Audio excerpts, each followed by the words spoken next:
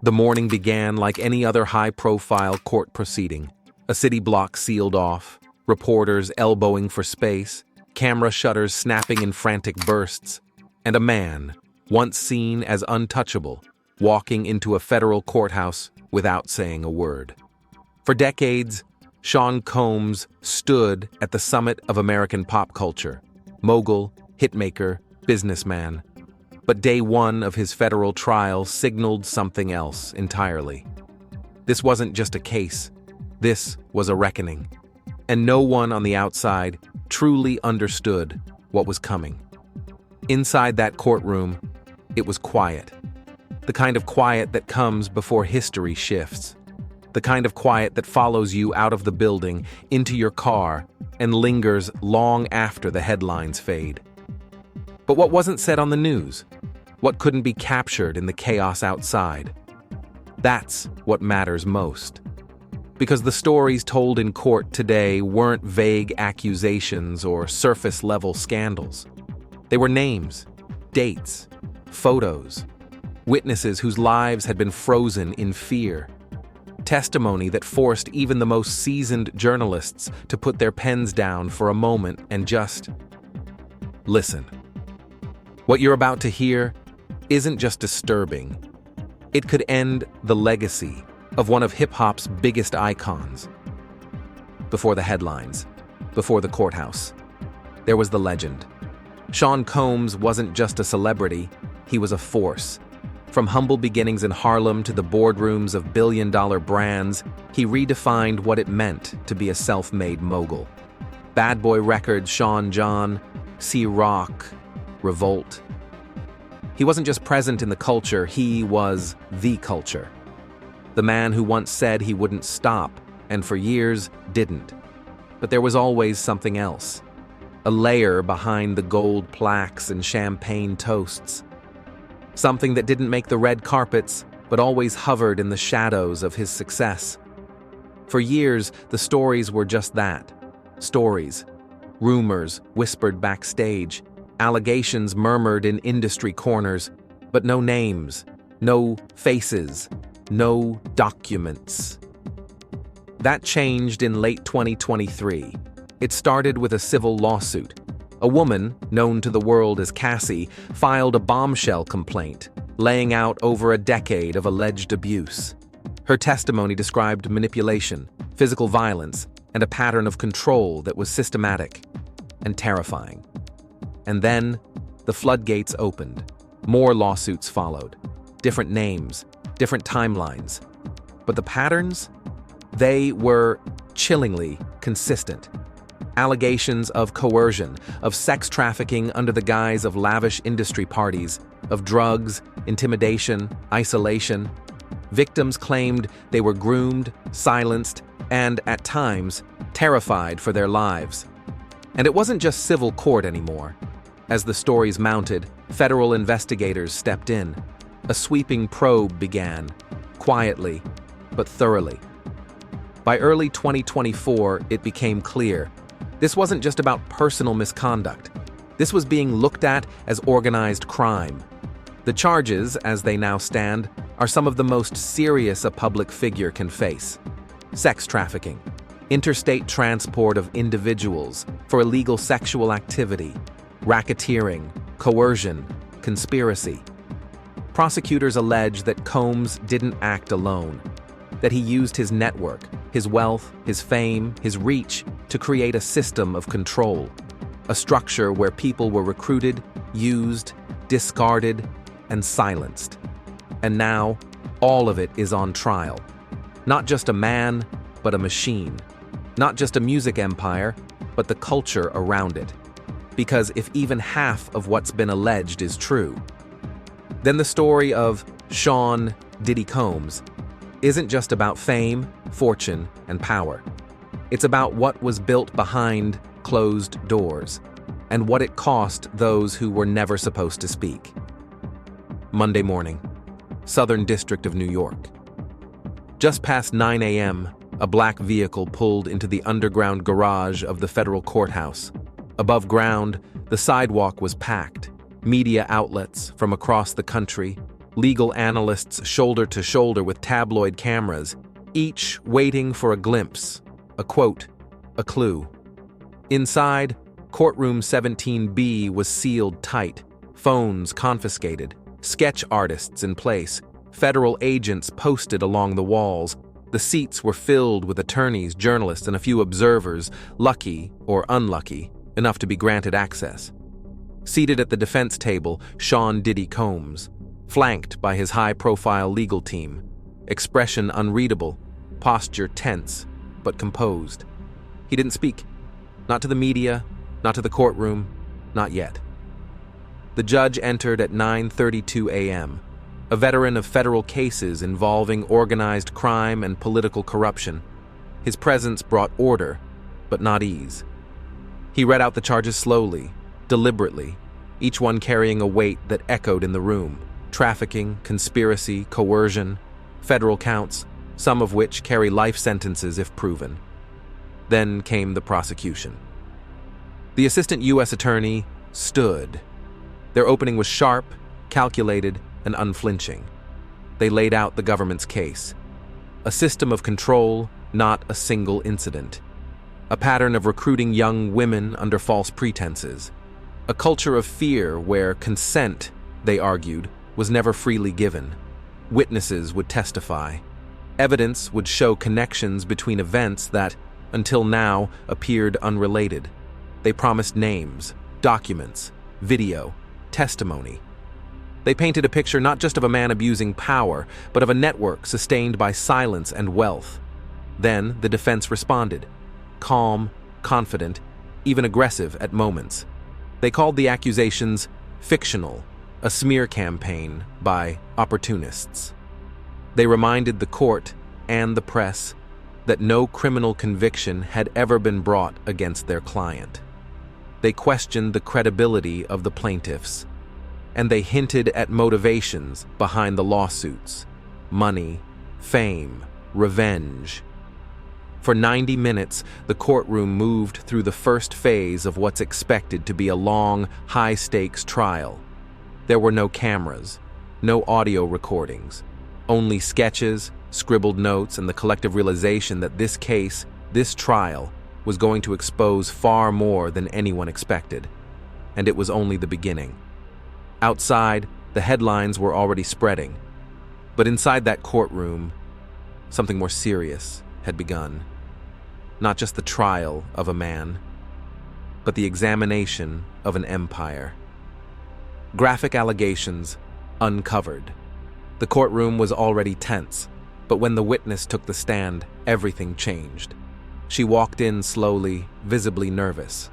Identified in court documents as a former escort, someone who'd been part of Combs' inner social circle in the late 2000s and 10s. She sat down, adjusted the microphone, and when she began to speak, the courtroom fell into a silence that didn't lift for the next 45 minutes. Her voice was steady, but beneath it was exhaustion. She detailed what she described as a culture of control, orchestrated by Combs himself. The room listened as she recounted a night she said she would never forget. A private gathering in Los Angeles, high-profile guests, music, luxury, and behind the scenes, what she called expectations. "He told me to do it," she said. "Or else." 3 words that seemed to hang in the air long after she stopped speaking. She described being instructed, explicitly, to perform acts she didn't consent to. She said Cassie was there, that she saw her cry more than once, that it was normal, and that no one ever said no. The defense objected, repeatedly. But the judge allowed her to continue, and then came the evidence. Prosecutors introduced digital exhibits, encrypted text messages recovered from old devices, wire transfers made to shell companies tied to unidentified entertainment services. Video stills, never shown in full but confirmed to exist, captured from what they described as internal surveillance. The energy in the room shifted instantly. It wasn't just emotional, it was physical. Even seasoned reporters looked down at their notebooks. One juror covered their mouth, another closed their eyes. The prosecution didn't dwell on visuals. They didn't need to. The implication was enough.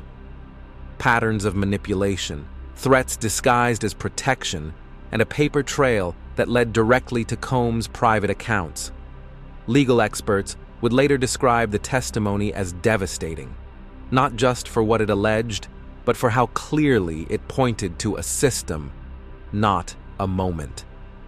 And in that moment, the public spectacle became something else entirely. This wasn't just a celebrity scandal. This wasn't tabloid fodder. This was a glimpse into something darker, structured, deliberate, and, if the prosecution is right, deeply criminal. And with every word, every exhibit, every tearful pause, the courtroom wasn't just witnessing a trial. It was unraveling a reality most never imagined. As the prosecution's case built momentum, Diddy's legal team responded swiftly, calm, confident, but undeniably defensive. Their strategy? Deny, discredit, and attack. Diddy's attorney stood and launched into their opening salvo. This is a takedown attempt, a smear campaign, a desperate play for money and attention by disgruntled individuals with ulterior motives. The words were calculated, a response designed to minimize the weight of the allegations and shift the narrative. They didn't hesitate to call the testimony fabricated, insisting the witnesses were unreliable, their motives clear: money and fame. They moved quickly to discredit the escort's credibility. They painted her as a woman who had willingly engaged in the very activities she now claimed to regret. They argued she had access to the life she dreamed of, they argued. And only now, after years of enjoying that lifestyle, does she choose to speak out. In the courtroom, the tension mounted as the defense's narrative was carefully woven into the narrative of an innocent man, a victim of malicious accusations. As for Combs himself, his demeanor remained composed. He didn't flinch, didn't show the slightest sign of nervousness or concern. From the outside, it appeared as if nothing could shake him. His legal team's confidence mirrored his own, unwavering, despite the gravity of the allegations against him. But in the face of such detailed testimony, some of the jurors exchanged glances. Some whispered quietly to their neighbors as the defense spoke, clearly unconvinced by the attack on witness integrity. Outside the courtroom, the silence was deafening. Combs himself refrained from commenting publicly. No statement, no social media post, allowing his defense to carry the burden of his silence. The lack of response only heightened the tension, leaving the public and press to fill in the gaps. As the trial continued, the public's gaze never wavered. Every twist in the courtroom was scrutinized, every detail dissected. Outside the courthouse, the media frenzy reached new heights. Cameras trained on the entrance, reporters shouting questions at anyone with a microphone. But it was on social media where the battle for public opinion raged fiercest. On Twitter, reactions poured in by the minute. Diddy trial trending relentlessly. One tweet read, "Cancel culture gone too far? Or is this real accountability?" Others were more pointed. "The truth is out there. It's time for him to pay." Legal experts weighed in on YouTube, breaking down the complexities of the case. Some argued the evidence was overwhelming, others claiming the defense had a strong chance of undermining the accuser's credibility. But no matter the analysis, the public was divided. "He's guilty," one YouTube comment boldly claimed. Another added, "Innocent until proven guilty." Let the trial play out. The courtroom wasn't just a place for legal arguments. It became a battleground for public perception. And as each day passed, the lines between celebrity scandal and criminal justice began to blur. In the streets, opinions were equally mixed. Quick vox pop interviews with passers-by captured the mood. One man in a suit, watching the coverage on his phone, shook his head and muttered, "It's just another celebrity getting away with everything. A woman standing nearby with her arms crossed responded sharply, "He's innocent. We can't just ruin someone's life based on rumors and accusations." It was clear. Everyone had an opinion, but no one knew the whole truth. The case wasn't just unfolding in the courtroom. It was unfolding in real time, across screens and across the world. As the courtroom drama unfolded, legal experts weighed in on the significance of day one. Was it a strong start for the prosecution? Was the defense on shaky ground? And more importantly, what happens next? Expert analysis. For many legal commentators, day one was a decisive moment in the trial. The prosecution's opening statements were methodical, direct, and loaded with details. They didn't rely on hyperbole. Every accusation was backed by testimony and evidence. The focus on the victim's experiences and the solid, albeit chilling evidence they presented, like the encrypted text messages and wire transfers, seemed to strike a chord. "This was a textbook move for the prosecution," said one legal expert. "They didn't rush. They set the scene and gave the jury a glimpse into what's coming. This isn't just about one act of misconduct. It's about a systematic abuse of power that could span years." But the defense wasn't out of options just yet. For the next phase of the trial, their strategy must shift into high gear. They'll likely focus on discrediting key witnesses, attacking the credibility of the victims, and framing the charges as part of a cash grab by those seeking fame or revenge. However, their strongest cards lie in undermining the connections between the alleged victims and the alleged crimes. If they can create doubt in the jury's mind about the veracity of the evidence, they could still make a compelling case. What's next for the trial? The prosecution plans to call several key witnesses, including former employees and associates of Combs who may have witnessed the alleged abuse firsthand. The most significant might be the women who've come forward with testimonies, each providing their own account of coercion, control, and abuse. The defense, however, is likely to respond by calling character witnesses, those who have known Combs personally and professionally, to argue that the man standing trial is not the man described in the testimonies. They'll want to show a stark contrast between the public persona of Combs and the private figure in the courtroom. And this case doesn't exist in a vacuum. It brings to mind past high-profile cases, such as R. Kelly's sex trafficking conviction and the infamous case against Jeffrey Epstein. Both cases involved wealthy, powerful figures who used their positions to manipulate, exploit, and silence victims. The comparison is undeniable. And as the trial moves forward, it's clear that the stakes are incredibly high, not just for Combs, but for the broader cultural conversation about power, consent, and accountability. The trial unfolds. It's clear that the case against Sean Diddy Combs is about more than just one man's actions.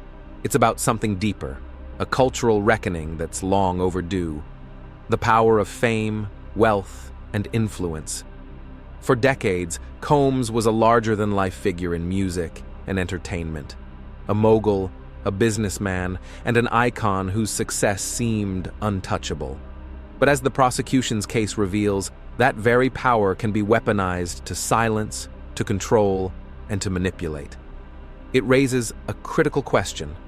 How many were silenced before one dared to speak? For years, there were whispers, rumors, and allegations that followed Combs and others in the industry. But those whispers were drowned out by the sound of money, fame, and influence. In the world of entertainment, the stakes are high and reputations are sacred. Accusations often go ignored, covered up, or dismissed as part of the game. But as the Me Too movement and high-profile trials have shown us, that silence is no longer acceptable. The trial of Sean Combs isn't just about his alleged actions.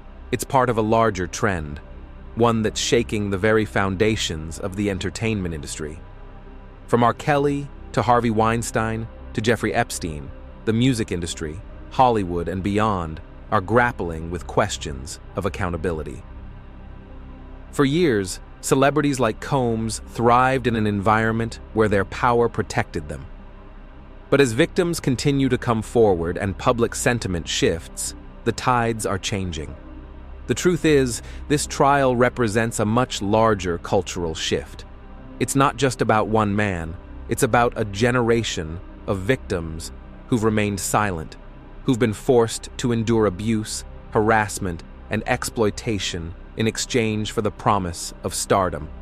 But now, their voices are being heard, and the walls that once shielded the powerful are crumbling. In the music industry, the reckoning has begun, and no one, not even the most powerful, can escape it forever. Details shared in that courtroom will be remembered for years to come.